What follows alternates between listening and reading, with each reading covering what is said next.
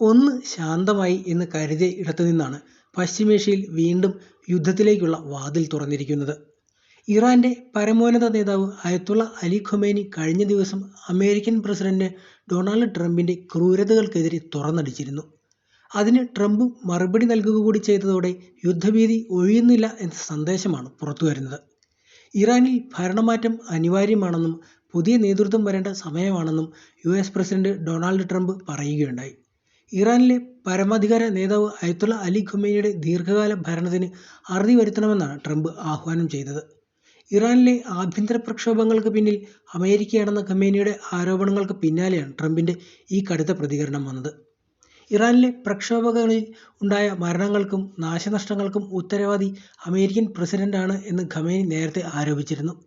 ഇതിനെതിരെ പ്രതികരിക്കവേ ഇറാനിലെ ഭരണാധികാരികൾ ഭയവും ബലപ്രയോഗവും ഉപയോഗിച്ചാണ് ഭരിക്കുന്നത് എന്ന് ട്രംപ് കുറ്റപ്പെടുത്തുകയുണ്ടായി. ഭരണം എന്നത് ബഹുമാനത്തെക്കുറിച്ചാണ് വേണ്ടതെന്നും ഭയത്തെയും മരണത്തെയും കുറിച്ചല്ല എന്ന് ട്രംപ് വ്യക്തമാക്കുകയും ചെയ്തു.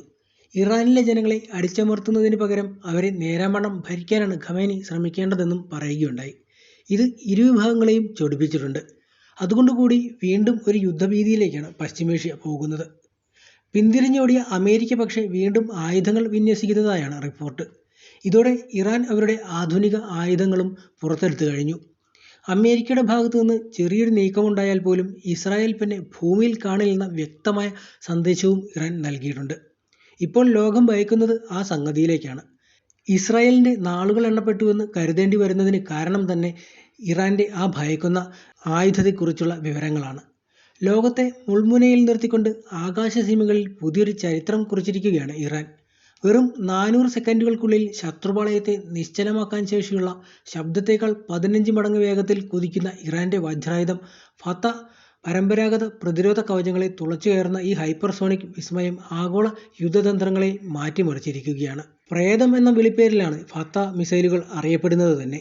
കാരണം ഇത് പിന്തുടരുന്നില്ലാത്ത ഒരു നിശ്ചിത പാതയാണ്.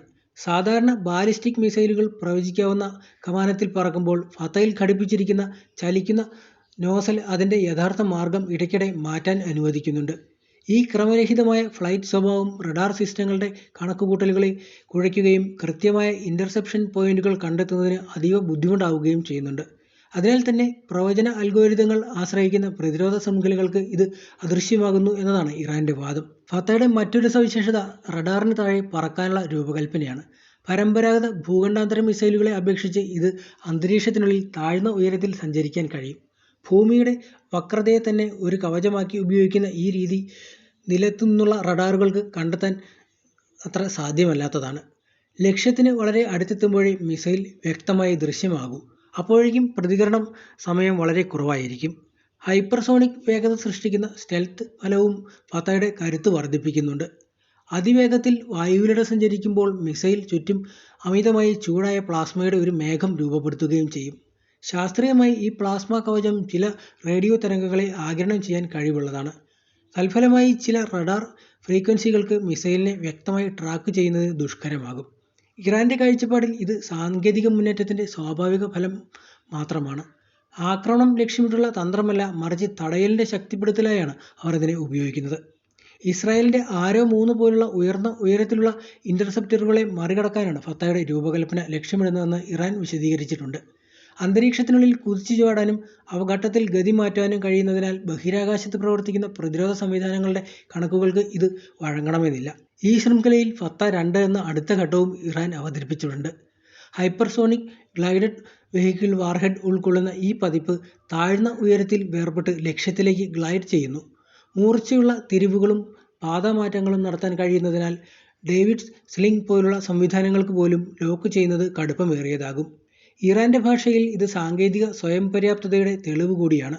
വിദേശ ആശ്രിതത്വം കുറച്ച് ആഭ്യന്തര കഴിവുകൾ ഉയർത്താനുള്ള ദീർഘകാല തന്ത്രത്തിന്റെ ഭാഗം കൂടിയാണിത്.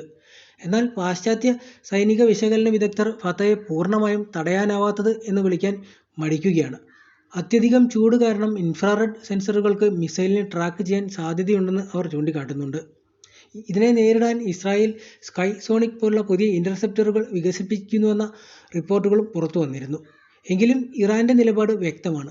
പ്രതിരോധ മത്സരത്തിൽ പിന്നിലാകാതിരിക്കാനുള്ള അവകാശമാണ് തങ്ങൾ വിനിയോഗിക്കുന്നത്. അവസാനമായി ഫത്താം മിസൈൽ ഇറാൻ്റെ കാഴ്ചപ്പാടിൽ ഒരു ഭീഷണിയല്ല, അതൊരു സന്ദേശമാണ് നൽകുന്നത്. ഉപരോധങ്ങളും സമ്മർദ്ദങ്ങളും നിലനിൽക്കുന്ന ലോകത്തിൽ സാങ്കേതിക മുന്നേറ്റങ്ങളിലൂടെ സ്വന്തം സുരക്ഷ ഉറപ്പാക്കാൻ ശ്രമിക്കുന്ന ഒരു രാഷ്ട്രത്തിൻ്റെ ആത്മവിശ്വാസത്തിൻ്റെ പ്രതീകമാണിത്. ശക്തി കാണിക്കുന്നത് ആക്രമണം ക്ഷണിക്കാൻ വേണ്ടിയല്ല, മറിച്ച് ആക്രമണം അസാധ്യമാക്കാൻ വേണ്ടിയാണെന്ന ഇറാൻ്റെ അടിസ്ഥാന തത്വം ഫത്തായുടെ ഓരോ സവിശേഷതയും പ്രതിഫലിപ്പിക്കുന്നുണ്ട്. ഇനി കാര്യങ്ങൾ കുറച്ചുകൂടി സങ്കീർണമാക്കുന്നത് റഷ്യ ലോകം ഭയക്കുന്ന തങ്ങളുടെ ചെകുത്താനെ ഇറാന് കൈമാറി എന്നുള്ളതാണ്. ഭൂമിയിലെ ഏത് പ്രതിരോധ കവചത്തെയും വെണ്ണീറാക്കാൻ ശേഷിയുള്ള ഒരു അഗ്നിഗോളത്തെക്കുറിച്ച് ഇപ്പോൾ വാർത്തകളിൽ ഇടം പിടിച്ചിട്ടുണ്ട്. ശബ്ദത്തേക്കാൾ 27 ഇരട്ടി വേഗതയിൽ, അതായത് സെക്കൻഡിൽ ഏകദേശം 9 കിലോമീറ്ററിലധികം ദൂരം പറന്നു ചെന്ന് ശത്രുവിനെ ചാരമാക്കുന്ന ഒരു മഹാശക്തി. അതാണ് വ്ളാഡിമിർ പുടിൻ്റെ റഷ്യ ആയുധപ്പുരയിൽ ഒളിപ്പിച്ചു വെച്ചിരിക്കുന്ന അവംഗാർഡ് ഹൈപ്പർസോണിക് മിസൈൽ. ലോകശക്തികളെന്ന് സ്വയം അവകാശപ്പെടുന്നവർ തങ്ങളുടെ മിസൈൽ പ്രതിരോധ സംവിധാനങ്ങളെക്കുറിച്ച് വീരവാദം മുഴക്കുമ്പോൾ പുടിൻ തൻ്റെ മാതൃകപ്പെട്ടിയിൽ നിന്ന് ഈ അദൃശ്യഘാതകനെ പുറത്തെടുക്കുകയാണ്. ഇത് വെറുമൊരു ആയുധമല്ല, മറിച്ച് ആഗോള യുദ്ധഭൂമിയിലെ റഷ്യയുടെ അന്തിമ വിജയത്തിൻ്റെ അടയാളം കൂടിയാണ്. ഇത് ഇറാൻ കൈമാറിയതോടുകൂടി ഇറാൻ 10 മടങ്ങ് ശക്തിയായി ശത്രുരാജ്യങ്ങളെ അടിക്കുമെന്നും ഉറപ്പാണ്. തഞ്ചം നോക്കി കരുക്കൾ നീക്കുന്ന ഒരു സിംഹത്തെപ്പോലെ പുടിൻ കാത്തിരുന്നത് ഈ അവസരത്തിന് വേണ്ടിയായിരുന്നു. ഇതിൻ്റെ പ്രഹരശേഷിയും വേഗതയും സാങ്കേതിക വിദ്യയും ഏതൊരു ശത്രുവിനെയും മുട്ടുകുത്തിക്കാൻ പോകുന്നതാണ്. ഭൂഖണ്ഡാന്തര ബാലിസ്റ്റിക് മിസൈലുകൾ ഘടിപ്പിക്കാവുന്ന ഇത് അന്തരീക്ഷത്തിലേക്ക് കടന്നു കഴിഞ്ഞാൽ ആർക്കും പ്രവചിക്കാനാവാത്ത രീതിയിൽ സഞ്ചാരപഥം മാറ്റാൻ കഴിയും. അമേരിക്കയുടെ കോടികൾ വിലമതിക്കുന്ന മിസൈൽ ഡിഫൻസ് സിസ്റ്റങ്ങൾക്ക് ഇതിനെ തൊടാൻ പോലും കഴിയില്ല എന്നുള്ളതാണ് യാഥാർത്ഥ്യം. കാരണം അവങ്കാർഡ് വരുന്നത് ഏത് ദിശയിൽ നിന്നാണെന്നോ എപ്പോഴാണെന്നോ തിരിച്ചറിയാൻ ഒരു റഡാറിനും സാധിക്കില്ല. 2000 ഡിഗ്രി സെൽഷ്യസ് ചൂടിനൊപ്പം അതിജീവിക്കാൻ ശേഷിയുള്ള ഈ മിസൈൽ ഒരു ഉൽക്കാപാതം പോലെ ശത്രു ലക്ഷ്യത്തിന് മേൽ പതിക്കുമ്പോൾ അവിടെ ബാക്കിയാവുക വെറും ചാരം മാത്രമായിരിക്കും. ഇത്രയധികം മാരകായുധങ്ങൾ കയ്യിലുണ്ടായിട്ടും റഷ്യ എന്തുകൊണ്ട് പെട്ടെന്ന് യുദ്ധത്തിലേക്ക് എടുത്തു ചാടുന്നില്ല എന്ന ചോദ്യം പലരും ഉയർത്താറുണ്ട്. അവിടെയാണ് പുടിൻ എന്ന മഹാതന്ത്രശാലിയുടെ വിജയവും ഇരിക്കുന്നത്. വെറുതെ ചാടി പുറപ്പെട്ട് വെടിയുണ്ടകൾ പാഴാക്കുന്നവരല്ല റഷ്യക്കാർ. അളന്നു മുറിച്ച് കൃത്യമായ കണക്കൂട്ടലിലൂടെയാണ് പുടിൻ മുന്നേറുന്നത്. അതുകൊണ്ടുകൂടിയാണ് ഇപ്പോൾ ആവശ്യം വന്നപ്പോൾ ഉറ്റച്ചങ്ങാതിയായ ഇറാന് തങ്ങളുടെ ഈ മാരകായുധം അവർ കൈമാറിയിരിക്കുന്നത്. റഷ്യയുടെ ആയുധപ്പുരയിൽ അവങ്കാർഡിനെ പോലെ 100 കണക്കിന് രഹസ്യങ്ങൾ ഇനിയും ഒളിഞ്ഞിരിപ്പുണ്ട്. അവയൊക്കെ എപ്പോൾ പുറത്തെടുക്കണമെന്ന് പുടിന് കൃത്യമായി അറിയാം.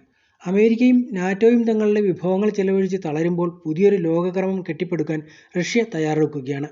യുദ്ധകളത്തിൽ ആദ്യം വെടിയുതിർക്കുന്നവരല്ല, മറിച്ച് അവസാനം വെടിയുതിർക്കുന്നവരാണ് യഥാർത്ഥ വിജയി എന്ന സന്ദേശമാണ് പുടിൻ മുന്നോട്ട് വയ്ക്കുന്നത്. സമാധാനത്തിൻ്റെ പുഞ്ചിരി തൂകുമ്പോഴും പുടിൻ്റെ കണ്ണുകളിൽ കത്തുന്ന ആ നിശ്ചയദാർഢ്യം ശത്രുക്കൾക്ക് എന്നും ഒരു പേടിസ്വപ്നമാകാൻ കാരണവുമാണ്. ആയുധങ്ങളുടെ ശക്തിയേക്കാൾ ഒരുപടി മുന്നിലാണ് പുടിൻ്റെ ബുദ്ധിശക്തി. അവങ്കാർഡ് എന്ന അഗ്നിഭാണ്ഡം അഥവാ തീതുപ്പുന്ന അസ്ത്രം റഷ്യയുടെ കയ്യിലുള്ളപ്പോൾ ആഗോള രാഷ്ട്രീയത്തിലെ ചതുരംഗത്തിൽ ഇറങ്ങിയാൽ പിന്നെ പടിഞ്ഞാറൻ രാജ്യങ്ങളുടെ വീരവാദങ്ങൾ അവങ്കാർഡിൻ്റെ തീജ്വാലകൾ എരിഞ്ഞിറങ്ങാൻ പോകുന്ന കാഴ്ചയാണ് ഇനി ലോകം സാക്ഷ്യം വഹിക്കാൻ പോകുന്നത്. ഈ ആയുധം ഇറാന് നൽകിയതോടുകൂടി ഇനി അടുത്ത യുദ്ധത്തിന് കോപ്പുകൂട്ടുന്ന അമേരിക്കയ്ക്കും ഇസ്രായേലിനും ഏത് നിമിഷവും എന്തും സംഭവിക്കാം എന്ന സ്ഥിതിയിലും എത്തി നിൽക്കുന്നുണ്ട്.